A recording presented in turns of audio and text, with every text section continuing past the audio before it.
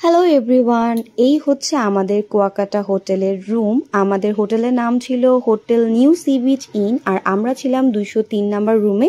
এটা একটা AC room.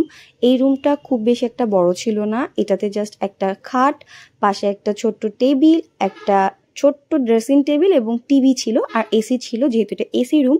আর ওয়াশরুমের কোনো ক্লিপ নিতে আমি আসলে ভুলে গেছি। ওয়াশরুমে হাই কমোড ছিল এবং খুব পরিষ্কার পরিচ্ছন্ন ছিল ওয়াশরুমটা।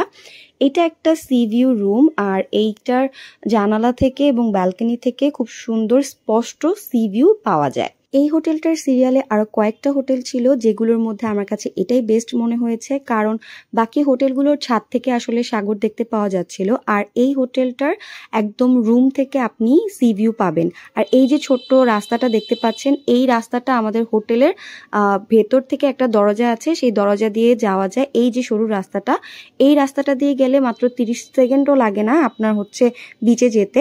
আর আমরা আমাদের বারান্দা থেকে খুব সুন্দরভাবে দেখতে পাচ্ছিলাম কোন সময় আসলে বিচে মানুষ বেশি এবং কোন সময় মানুষ কম, কারণ এটা একদমই 0 পয়েন্টের সামনে। আমাদের এই রুমটার প্রাইস নিয়েছিল 6,000 টাকা 2 দিনের জন্য, যেহেতু আমরা ঈদের মধ্যে গিয়েছিলাম। আপনারা যদি অফ সিজনে যান এটা 1500 থেকে 1800 টাকার মধ্যে পেয়ে যাবেন, এবং ওনাদের স্টাফদের বিহেভিয়ারও অনেক ভালো ছিল। তো সব দিক থেকে আমার কাছে এই হোটেলটাই ভালো মনে হয়েছিল, আর আমরা থেকেও স্যাটিসফাইড। তো আপনারা যদি কুয়াকাটাতে যান এবং মিড রেঞ্জের মধ্যে কোনো হোটেল খুঁজে থাকেন, তো এইটা আমার মতে বেস্ট হবে।